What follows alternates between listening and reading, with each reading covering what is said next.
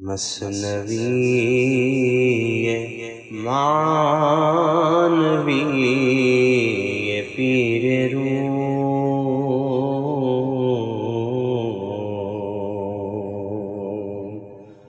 مثنوی معنوی پیر روم،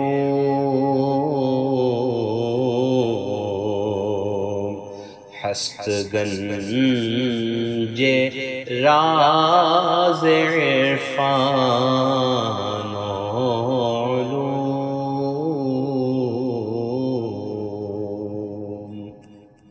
بسم اللہ الرحمن الرحیم، الحمدللہ رب العالمین، والصلاة والسلام علی سیدنا مولانا محمد سید الاولین والآخرین وعلی آلہ واصحابہ اجمعین، اما بعد۔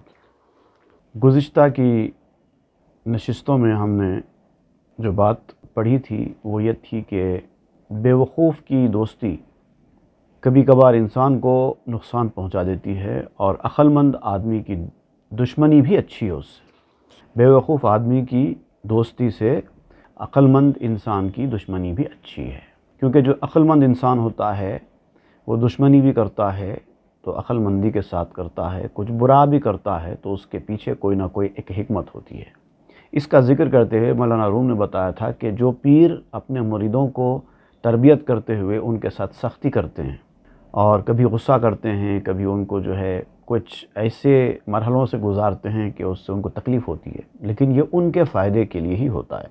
جیسے کہ ماں باپ بچوں پر سختی کرتے ہیں تو ان کی تربیت کے لیے کرتے ہیں، تو بظاہر یہ سختی ہے، بظاہر بچے کو اچھا نہیں لگتا ہے، لیکن اس میں اس کی بھلائی اور بہتری ہوتی ہے۔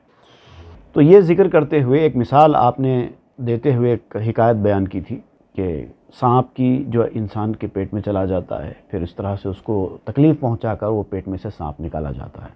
یہ تھا وہ مرحلہ جس میں یہ ثابت کیا گیا کہ بظاہر کی جانے والی سختی کبھی فائدے کے لیے ہوتی ہے، تو ظاہری دشمنی کو اپنے لیے نقصان دہ نہیں سمجھنا چاہیے۔ آج آپ ایک مثال دیتے ہوئے ایک حکایت شروع کریں گے جس میں یہ بتایا جا رہا ہے کہ ظاہری طور پر آپ کے ساتھ دوستی، آپ کے ساتھ اچھی بات، آپ کے ساتھ چاپلوسی کبھی کبھار دشمنی کے لیے بھی ہوتی ہے۔ چاپلوسی اور محبت کا اظہار کبھی کبھی اس کے پیچھے ایک خراب مقصد بھی لیے ہوئے ہوتا ہے۔ اس کو سمجھانے کے لیے آپ نے ایک حکایت شروع کی ہے، ظاہر بات ہے وہ حکایت آج ختم نہیں ہوگی، حکایت کا خالی پہلا مرحلہ آج شروع ہوگا۔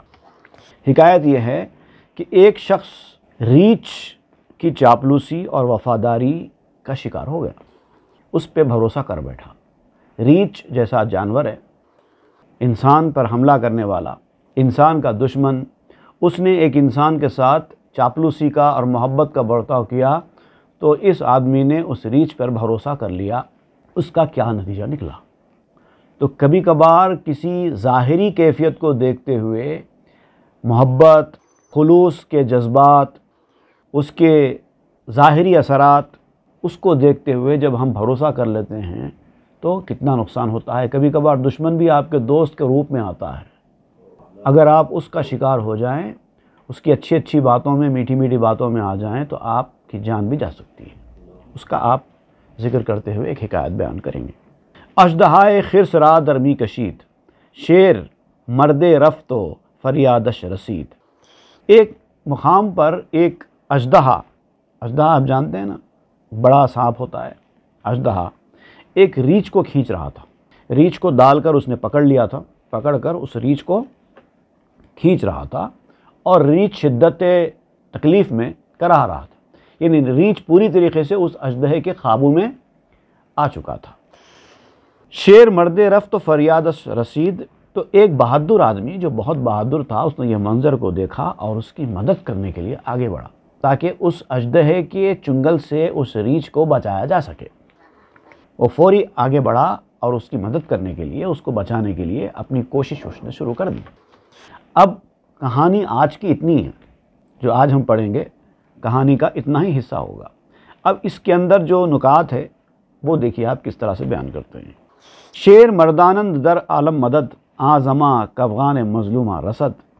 اور بہادر لوگ ایسے ہی ہوتے ہیں کہ جب بھی کسی کو تکلیف میں دیکھتے ہیں فوری مدد کرنے کے لیے آگے چلے جاتے ہیں، اور اس وقت خاص طور سے جب کہ مظلوم آدمی جو مصیبت کا شکار ہے وہ اگر فریاد کرے، ان کو مدد کے لیے پکارے، تو اس کے بعد تو یہ جاتے ہی جاتے ہیں۔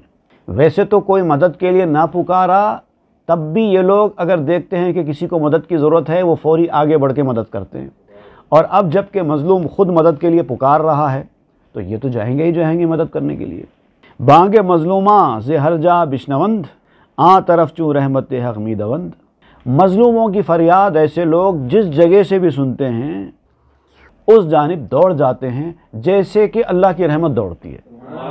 یہ لوگ اللہ کی رحمت ہوتے ہیں، جہاں بھی جس کسی کو بھی جس مدد کی ضرورت ہوتی ہے وہ دیکھتے ہیں کہ ان کی مداخلت کرنے سے ان کا کام بن جائے گا، وہ فوری آگے بڑھتے ہیں اور اپنی خدمات پیش کر دیتے ہیں۔ آ ستوں ہائے خلل ہائے جہاں، آ طبیبان مرض ہائے نہاں۔ وہ دنیا کے شگافوں کے ستون ہیں۔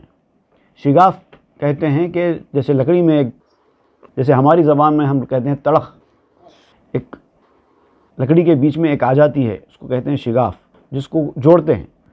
تو یہ لوگ جو ہوتے ہیں یہ شگافوں کے درمیان ستون کا کام کرتے ہیں۔ جہاں کسی دو لوگوں میں نا اتفاقی ہو جائے وہ فوری ان کی نا اتفاقی دور کرنے کے لیے اپنی خدمات پیش کر دیتے ہیں۔ میاں بیوی میں کسی معاملے میں جھگڑا ہو جائے اور طلاق تک نوبت پہنچ جائے، یہ فوری اپنا خدمات پیش کر کے ان کے طلاق کو ٹال دیتے ہیں۔ بھائی بھائی میں جب کوئی آپسی دشمنی پیدا ہو جائے تو یہ آگے بڑھ کے ان کو ملانے کا کام کرتے ہیں، صلح کرنے کا کام کرتے ہیں۔ تو یہ شگافوں کے ستون ہیں، شگافوں کو ختم کر کے جوڑ دیتے ہیں۔ آ طبیبان مرض ہائے نہاں، وہ چھپے ہوئے مرض امراض کے طبیب ہیں، چھپے ہوئے امراض کو بھی دور کرتے ہیں۔ محض مہرو داوریو رحمتند، ہم چو حق بے علت و بے رشوتند۔ خالص محض مہر، پیور لو، خالص محبت، اور داوری انصاف، عدل، برابر برابر کرنے کا جو معاملہ ہوتا ہے اس کو کہتے ہیں داوری۔ اللہ تعالیٰ کا نام داور ہے کیونکہ وہ قیامت کے دن انصاف کرنے والا ہے، اس لیے اس کو داور کہتے ہیں۔ داوری مطلب انصاف کرنے کا عمل۔ رحمتند، یہ خالص محبت ہوتے ہیں، انصاف، سراپا انصاف ہوتے ہیں، اور رحمت ہوتے ہیں۔ یہ تین کوالٹیز ایسے لوگوں کے اندر ہوتی ہیں۔ ہم چو حق بے علت و بے رشوتند، جیسے کہ اللہ تعالیٰ کی صفات ہیں، اللہ تعالیٰ بھی اپنے بندوں کی مدد کرتا ہے، ان کی دستگیری کرتا ہے، بے علت کرتا ہے، بے غرض کرتا ہے، بے رشوت کرتا ہے، اس کو کوئی فائدہ نہیں ہے۔ تو یہ لوگ جب لوگوں کے بیچ میں جا کر ان کی صلح جوئی کرتے ہیں، ان کے درمیان دشمنیوں کو ختم کرتے ہیں، ان کے توڑے ہوئے رشتوں کو جوڑنے کی کوشش کرتے ہیں، اس میں ان کا اپنا کوئی فائدہ نہیں ہوتا، بے غرض کرتے ہیں۔ ان کے مزاج میں وہی ہے، کیا کریں وہ لوگ؟ دشمنیوں کو ختم کرنا، دوستی پیدا کرنا، شگافوں کو ختم کرنا، یہ ان کو اچھا لگتا ہے، ان کے مزاج میں، اس لیے کرتے ہیں۔ اینچ یاری می کنی ایک بار گیش، گویا دس بہرے غموں بیچار گیش۔ اب آپ اس سے پوچھیں کہ بھائی آپ مدد کیوں کر رہے ہیں، آپ کا اس میں کیا فائدہ ہے؟ دنیا میں بعض لوگ ہر چیز فائدے کے لیے کرتے ہیں نا، جب تک ان کا کوئی فائدہ نہ ہو وہ کوئی کام کریں گے نہیں۔ سوچیں کہ بھائی ہم کیوں جائیں، ہمارا کیا فائدہ ہے اس میں؟ آپ ان سے پوچھئے کہ بھائی اس میں آپ کا کیا فائدہ ہے، آپ کیوں لوگوں کے بیچ میں جا کے ان کی دشمنی کو ختم کریں گے؟ تو وہ کہے گا میرا کوئی فائدہ نہیں ہے، اس آدمی کا فائدہ ہے، وہ غمزدہ ہے، وہ بیچارہ ہے، اس کی چارہ سازی کر رہا ہوں، یہ میرے مزاج میں ہے۔ کسی ضرورت مند کی مدد کر کے اس کی ضرورت پوری کرنا میرے مزاج میں ہے، اپنے مزاج کا کام میں کر رہا ہوں، فائدہ میرا نہیں، فائدہ اس کا ہو رہا ہے۔ کسی کا بھی فائدہ ہوتا ہے تو ہونے دو نا، کام اچھا ہے۔ ہر کام میں اپنا ہی فائدہ ہونا کیا ضروری ہے؟ سامنے والے کا فائدہ بھی ہوتا ہے تو اچھا ہے۔ تو یہ نہیں دیکھتے کہ میرا فائدہ ہو رہا ہے یا کسی اور کا فائدہ ہو رہا ہے، یہ سوچتے ہیں کہ فائدہ ہو رہا ہے کہ نہیں ہو رہا ہے، ختم، یہ کر دیتے ہیں۔ مہربانی شد شکار شیر مرد، در جہاں دارو نہ جویت غیر درد۔ جو بہادر ہوتا ہے اس کا شکار ہی، اس کا مقصد ہی مہربانی ہے۔ بہادر آدمی اپنی بہادری جب دکھاتا ہے اسی آدمی کو بہادر کہتے ہیں کہ اس کا شکار ہی مہربانی ہو۔ یہ مہربانی کا عمل ہے، اس آدمی کا شکار ہے اس لیے کرتا ہے۔ در جہاں دارو نہ جویت غیر درد، درد ہونے کے بعد ہی انسان دوا تلاش کرتا ہے۔ درد ہی نہ ہو تو دوا کاہے کی ہوگی؟ جو نہ بیمار ہی ہو اس کو صحت کیا ہوگی؟ وہ معاملہ ہے، درد ہوگا تو دوا بھی پیدا ہوگی، تو درد ہے اس لیے دوا پیدا ہو رہی ہے۔ تو تو میں تو دوا ہوں، سامنے والے کو درد ہو رہا ہے اس لیے میں ایکٹیو ہو رہا ہوں۔ ہر کجا درد دوا آجا رود، ہر کجا فقر نوا آجا رود۔ جہاں درد ہوتا ہے وہاں دوا خود بخود پہنچ جاتی ہے۔ درد ہی نہ ہوگا تو دوا نہیں پہنچے گی۔ جہاں افلاس ہوتا ہے وہاں اس کا سامان خود بخود پہنچ جاتا ہے۔ آدمی مصیبت میں پریشانی میں ہے، اس کے آنکھوں سے 4 آنسو نکل گئے، اللہ کی مدد پہنچ جاتی ہے۔ اسی لیے تو اس سے پہلے بھی آپ نے بیان کیا تھا کہ پہلے اس رحمت کو جنبش تو پھر وہ آئے گی، کام ہوگا۔ 2 بوند بھی ہو جب تک شیشے میں تیرے باقی، تب تک کوئی بھی شکوہ سنتا نہیں ہے ساقی۔ پہلے اپنے آپ کو اس مرحلے پہ لاؤ کہ آپ کے پاس کچھ نہ رہے، اس کے بعد تڑپو، پھر آپ کی بگڑی بن جائے گی۔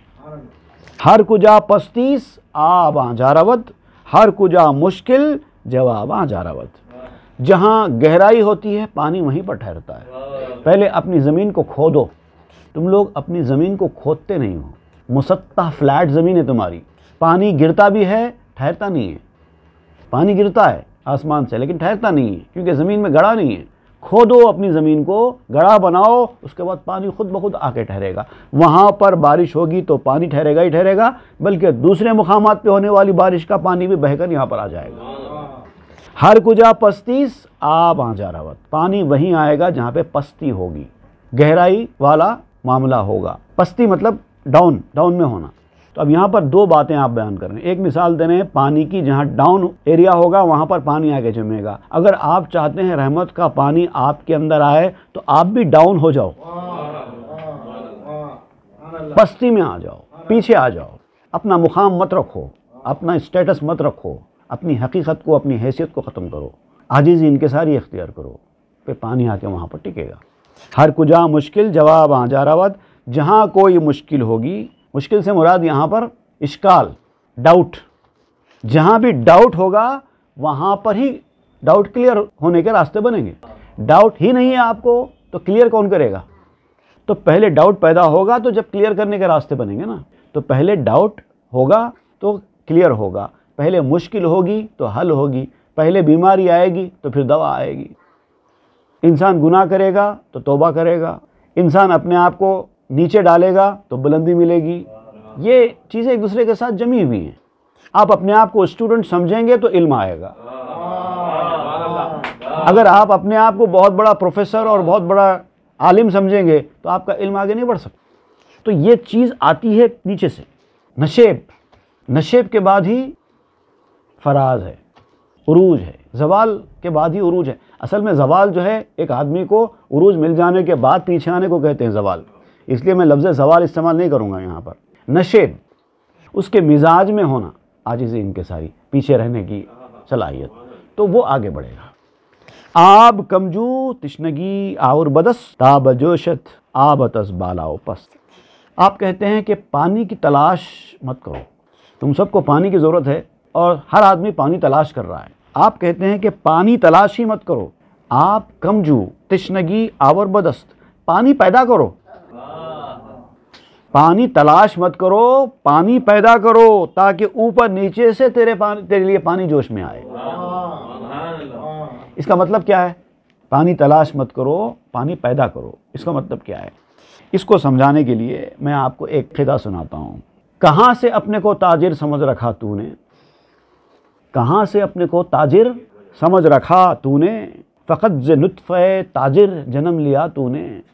ایک تاجر ہے، اس کا ایک بیٹا ہے، بیٹا اپنے آپ کو بڑا تاجر سمجھا ہوا ہے، تو اب اس سے کہا جا رہا ہے کہاں سے اپنے کو تاجر سمجھ رکھا تو نے، فقط ز نطفہ تاجر جنم لیا تو نے۔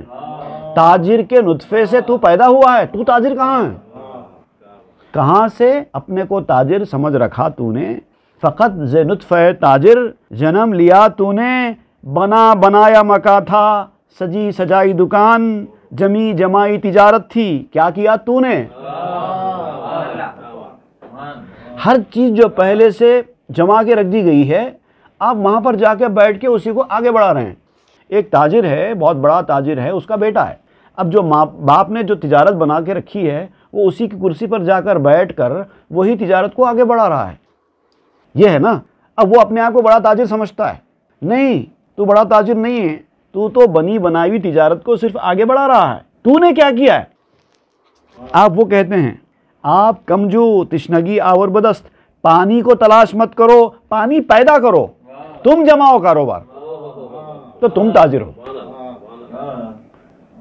جو بھی چیز ہے جس پہ تم بیٹھ کر اکڑتے ہو اس کے بارے میں سوچو، کیا تم نے جمایا ہے یہ، یا تمہارے باپ دادا کی جمائی ہوئی کرسی پر بیٹھے ہوئے ہو؟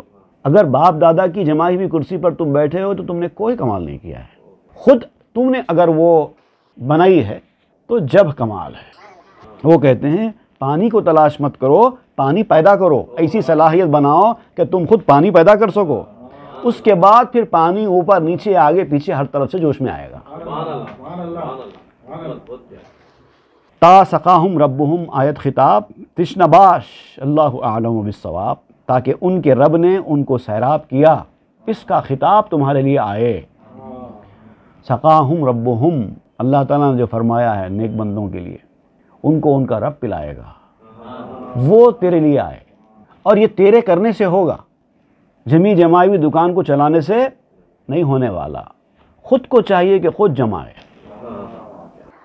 ماں باپ سے جو بڑے تاجر ہیں ان سے سیکھو، ان سے صلاحیتوں سے استفادہ کرو، پوری تجارت کے جو طریقے ہیں وہ سب تم کو سکھائیں گے، بتائیں گے، ان سے سیکھو اور اپنا کمال دکھاؤ، کریٹیوٹی پیدا کرو، کچھ کرو۔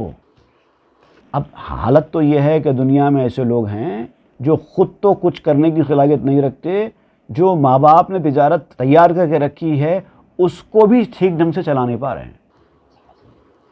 تو آپ کہتے ہیں کہ آپ تاجر بولنا چھوڑ دو اپنے آپ کو، مگر آپ محنت کریں گے تو ہی یہ چیز آپ کو ملے گی۔ آب رحمت باعدت رو پست شو، وانگہاں خود خمر رحمت مست شو۔ رحمت کا پانی چاہیے تو پست بن جاؤ۔ ایک ہی طریقہ آپ بیان کر رہے ہیں۔ روحانیت کی جو رحمت ہے وہ تم کو حاصل کرنا چاہتے ہو تو پست بن جاؤ، اپنے آپ کو پیچھے کرو، اپنے آپ کو گراؤ، بڑی بڑی کرسیوں پر بیٹھنے کی کوشش مت کرو، جتنا تم پیچھے اتنا تمہارا فائدہ، پست بن جاؤ، پھر اس کے بعد رحمت کی شراب پیو، مست بن جاؤ۔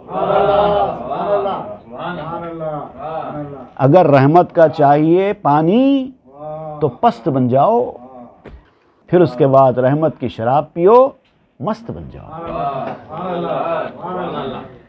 رحمت اندر رحمت آیت تابسر، بر یہ رحمت فرو ماں اے پسر، پھر سر سے لے کے پاؤں تک رحمت ہی رحمت ہوگی، نہا جاؤ گے رحمت میں۔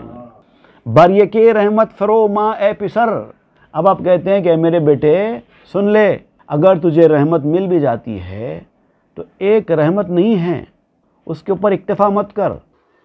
رحمت میں نہانے کا مطلب یہ ہے کہ ایک ایک رحمت ملتی جائے، دوسری رحمت کی تلاش کرتے رہو، دوسری رحمت ملی تیسری کی تلاش کرو۔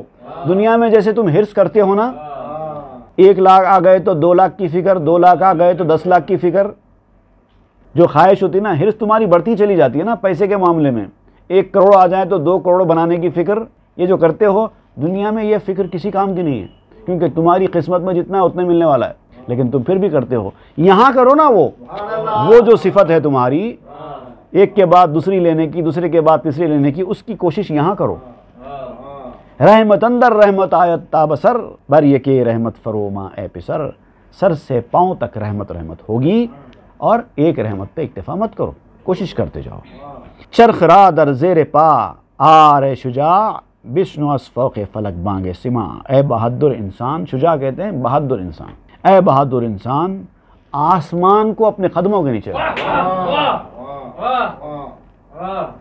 آسمان تمہارے لیے بظاہر بہت بلند اور بہت بڑا ہے، لیکن اگر تم روحانیت کا وہ مقام حاصل کرو جس کے بارے میں ہم تم کو کہہ رہے ہیں، تمہاری رہنمائی کر رہے ہیں اور تم کو موٹیویٹ کر رہے ہیں وہ مقام حاصل کرنے کے لیے، تو اس کے سامنے آسمان کچھ بھی نہیں ہے۔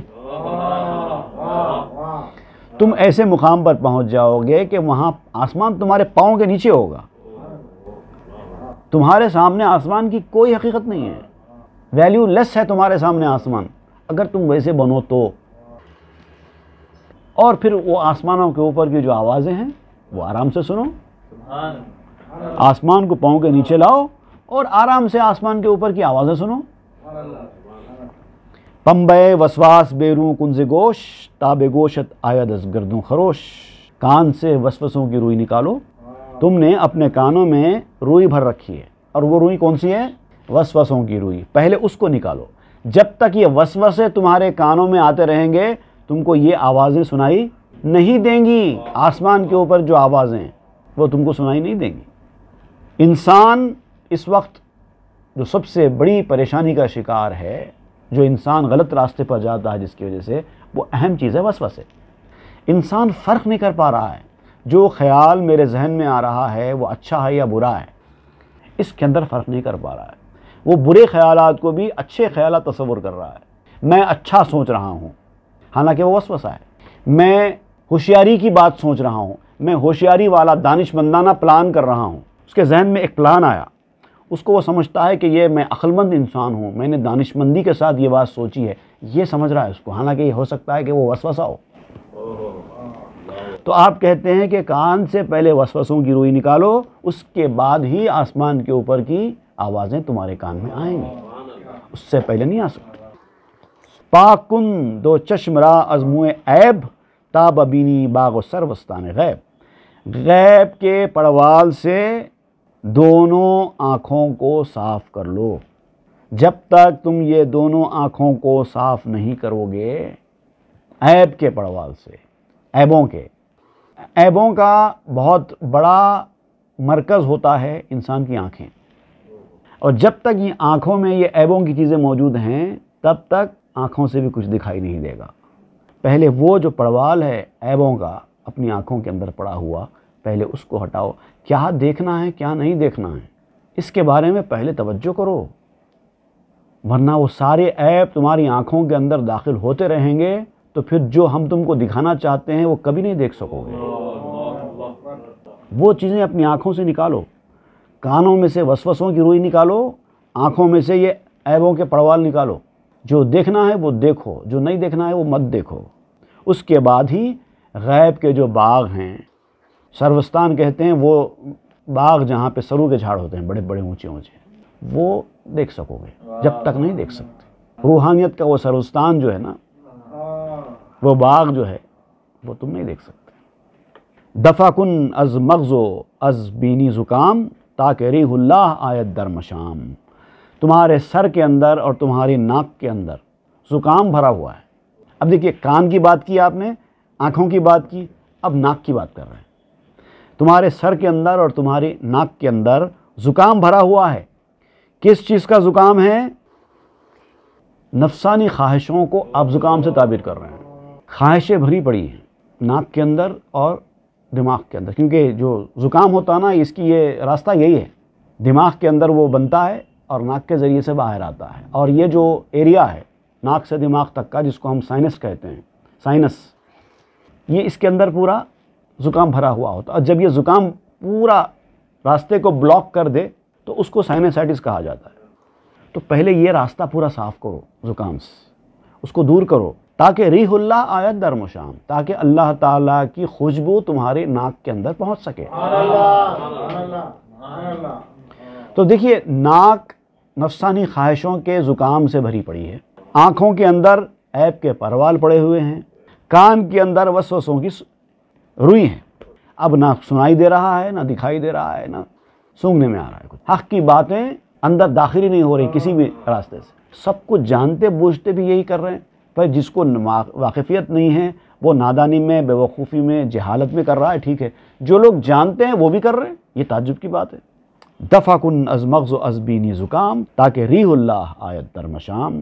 سر اور ناک سے زکام کو دور کرو تاکہ ناک میں اللہ کی خوشبو آ سکے. ہیچ مگزار از تپے صفرا اثر تاب آبی از جہاں تام شکر. بخار جو ہوتا نا، صفراوی بخار، بخار کی کئی قسمیں ہوتی ہیں. ایک بخار ہوتا ہے صفرے کی وجہ سے آتا ہے، صفراوی بخار کہتے ہیں اس کو. اس کی ایک خاص علامت یہ ہے کہ یہ صفراوی بخار جب انسان کو چڑھتا ہے تو اس کے منہ کا مزہ خراب ہو جاتا ہے. جس آدمی کو صفراوی بخار آتا ہے وہ بخار کے دوران اس کے منہ کا مزہ خراب ہو جاتا ہے. تو ہمارا معاملہ ایسے ہی ہے. آپ کہتے ہیں کہ انسان کو روحانیت کی باتیں پسند ہی نہیں آتی، انسان کو روحانیت کی باتیں سننے کو دل ہی نہیں کرتا، بیزارگی آتی ہے، بیکار چیز سمجھتے ہیں، عقل میں ہی نہیں آتی، زبان پہ لانا نہیں چاہتے، روحانیت کی چیزوں کو دیکھنا نہیں چاہتے۔ یہ سارا معاملہ اسی لیے ہو رہا ہے کہ یہ سارے مرحلوں سے انسان گزر رہا ہے، اور منہ کا مزہ بھی اس کا خراب ہو گیا ہے۔ کڑوی لگ رہی ہیں اچھی باتیں، بری باتیں اچھی لگ رہی ہیں، اچھی باتیں کڑوی لگ رہی ہیں۔ یہ ہے صفراوی بخار کا اثر، اور جب صفراوی بخار آ جاتا ہے، اپنا اثر دکھاتا ہے، تو پھر کوئی میٹھی چیز بھی میٹھی نہیں لگتی۔ تو عالم آخرت سے شکر کا مزہ کہاں سے آئے گا؟ عالم آخرت کی شکر کا مزہ چکنا ہے تو پہلے صفراوی بخار سے اپنے آپ کو نجات دلانا ہوگا۔ داروے مردی کنو انی مپو تا بروں آیند صدگوں خوب رو، اپنی مردانگی کا علاج کراؤ۔ اب دیکھیے، آپ کانوں سے آنکھوں سے ہوتے ہوتے آپ کہاں پہنچ گئے ہیں؟ اپنی مردانگی کا علاج کراؤ، اور انی نامرد بنتے ہوئے مت گھومو، ادھر ادھر دوڑے ہو تم نامرد بنتے ہوئے، اس سے کچھ حاصل ہونے والا نہیں ہے۔ تابروں آیند صدگوں خوب رو، اگر تم اپنی اس بیماری کا علاج کراؤ گے تو 100 قسم کے خوبصورت بچے پیدا ہو سکتے ہیں، لیکن تمہارا اپنا معاملہ ہی درست نہیں ہے، تب دوسروں کو کیا دوشتے ہیں؟ کندے تن راز پائے جاں بکن تا کنت جولاں بگردے آنچمن، چاند کے پاؤں میں سے جسم کا کانٹ نکال دو۔ جان جو ہے اس کا ایک پاؤں ہے، مطلب روح کے پیروں میں سے جسم کی کانٹ جو ہے نا، جس کا جو وہ ہے کندے تن کا جو کندہ ہے، بیڑی جو پاؤں میں ڈال دیتے ہیں، بیڑی، ہتکڑی بیڑی آپ سمجھیے۔ تو یہ آپ کا جو جسم ہے، دراصل یہ ہتکڑی ہے جو آپ کی روح کے اوپر ڈال دی گئی۔ آپ روح اور جسم کا مجموعہ ہے نا، آپ کی اصلی شخصیت، آپ کی اصلی ذات آپ کی روح ہے، جسم ہتکڑی ہے۔ آپ کی روح کو اس ہتکڑی اور بیڑی میں جکڑ دیا گیا ہے، اور آپ ہیں کہ ساری توجہ ہتکڑی بیڑی پر کیے ہوئے ہیں، جسم کو بھول گئے ہیں۔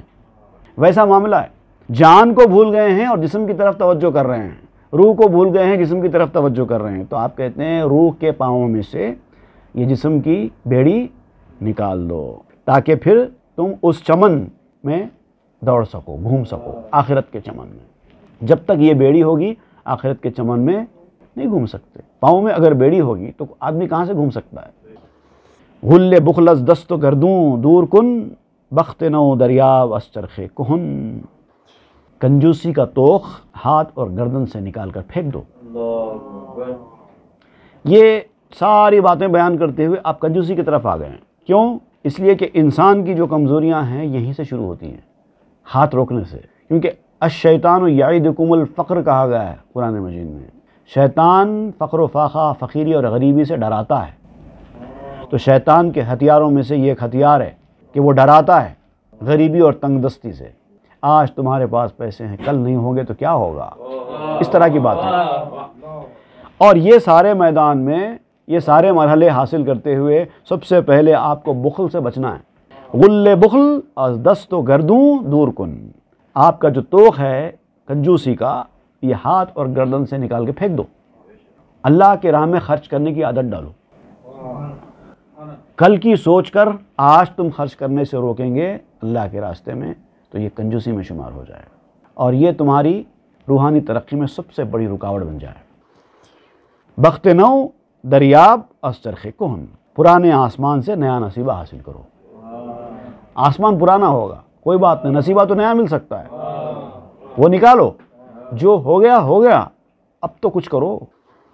ورنمی تانی بکعبہ لطف پر عرض کن، بیچارگی برچارہ گر، اگر یہ 100 مرحلوں سے گزرنا آپ کے لیے ممکن نہیں ہے، آپ کے لیے مشکل ہے کہ میں کیا کروں، کیسے پہچانوں وسوسوں کے پنبے کو، یعنی روئی کو اپنے کان سے کیسے نکالوں، اور آنکھوں سے غیب کے پڑوال کو کیسے دور کروں، سر اور ناک سے نفسانی زکام کو کیسے دور کروں، صفراوی بخار کا اثر کیسے نکالوں، اور اپنی روحانی نامردی کا علاج کیسے کروں تاکہ مجھے خوبصورت پھل مل سکیں، اور جسم کے بیڑی کو اپنی روح سے کیسے الگ کروں، دنیا میں زندہ رہتے ہوئے اپنے جسم کو اپنے روح سے کیسے الگ کر سکتا ہوں۔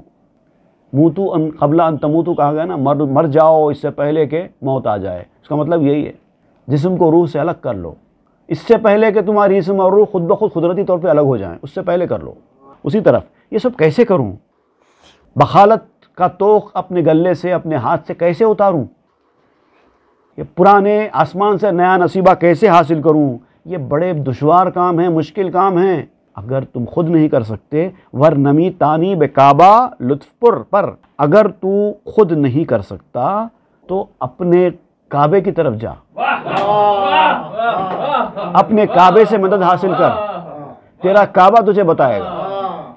کعبہ کیا بات؟ قبلہ. کعبہ مطلب قبلہ. تیرا قبلہ تجھے بتائے گا کہ کیا کرنا، کب کرنا، کیسا کرنا.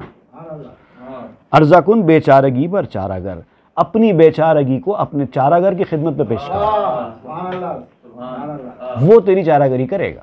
کس وقت کیا کرنا ہوگا، جیسے کہ طبیب ہوتا نا، حکیم اپنی حکمت سے طے کرتا ہے کون سی چیز اختیار کرنا ہے، کون سی چیز چھوڑنا ہے، اور اختیار کرنا ہے تو کتنے دن اختیار کرنا ہے، کتنی کوانٹٹی میں لینا ہے، پھر چھوڑنا ہے تو کب تک چھوڑنا ہوگا، پرہیز کب تک ہے، علاج کب تک ہے. وہ ریکوائرمنٹ، ضرورت کے حساب سے آپ کو ہدایتیں دے گا. اس کو آپ کو ہر قیمت پہ قبول کرنا ہے. اور اگر وہاں آپ نے کوتاہی کی تو پھر سب سے محروم، پھر وہی ہو کے رہ جائیں گے جسم والے.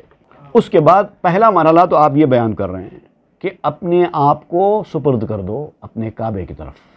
پھر وہ ہدایت دے گا کیا کرنا ہے، کیا نہیں کرنا ہے، کیا ہمارے حق میں بہتر ہے، کب ہمارے حق میں بہتر ہے، کتنا ہمارے حق میں بہتر ہے، وہ بتائے گا. اس کے حساب سے کرو. اس کے بعد یہ ہو جانے کے بعد پھر دوسری چیز اختیار کرو، زاری و گریہ.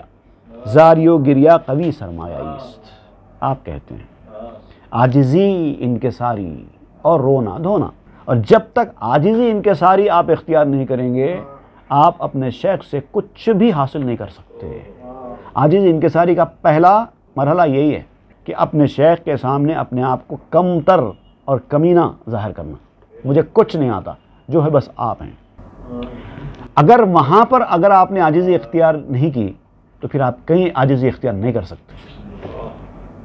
میں نے کیا غلطی کی، میں سب صحیح ہوں، مجھ سے کچھ نہیں ہوا. یہ ایگو اور کیا بولنا چاہیے آپ، ایٹیٹیوڈ اس طرح کا اگر ہمارے اندر ہوگا تو عاجزی ہم کبھی اختیار نہیں کر سکتے. میں صحیح ہوں، میں یہ نہیں کر سکتا، میں وہ نہیں کر سکتا، یہ میں انسان کو برباد کر کے رکھ دے گا. تو پہلے عاجزی اختیار کرنا، پھر رونا. زاری و گریہ قوی سرمایہ است. عاجزی اور رونا یہ بڑا سرمایہ ہے. اگر غلطی ہو بھی جائے تو رو. رونے میں کون سی چیز رکاوٹ ہے؟ کیوں نہیں رونا چاہتے؟ دل سخت ہو گئے، کیوں نہیں روتے؟ رحمت کلی قوی تر دایا است. جو رحمت کلی ہے نا اللہ تعالیٰ کی عام رحمت، جو اللہ تعالیٰ ہر کسی پر کرتا ہے. ایک رحمت اللہ تعالیٰ کی خصوصی ہوتی ہے جو اپنے خاص بندوں پر ہی کرتا ہے، لیکن ایک رحمت اس کی عام ہے، اس کو رحمت کلی کہتے ہیں. وہ اپنی رحمت کا صدقہ تو کافر کو بھی دیتا ہے. تو رحمت کلی بہت بڑی طاقتور دایا ہے. دایا کیوں کہہ رہے ہیں آپ؟ دایا سے مراد یہاں پر جو بچے کو پالنے والی ہے، پوسنے والی ہے، چاہے وہ دایا کی شکل میں ہو چاہے ماں کی شکل میں ہو. وہ کیسے اپنے بچے پر مہربان ہوتی ہے، ویسے ہی اللہ کی رحمت تیرے اوپر مہربان ہوگی، بشرطے کہ بچہ روئے تو وہ دایا ثابت ہوگی مہربان. جب وہ روئے گا اس کو پلائے گی دودھ. جب تم رو گے تمہاری مشکل حل ہوگی. جب تم رو گے تمہاری خطائیں معاف ہوں گی، تمہاری غلطیاں دور ہوں گی، تمہیں معاف کیا جائے گا. رو گے نہیں، گردن اکڑا کر رہو گے تو کبھی کچھ ہونے والا نہیں ہے. اب یہ مثالیں دیتے ہوئے اور بہت ساری باتیں آپ بیان کریں گے انشاءاللہ، وہ ہمارے درس میں پڑھیں گے. صلی اللہ تعالیٰ علیہ خیر خلق سیدنا محمد وآلہ وسلم والحمدللہ. مثنوی معنوی پیر روم،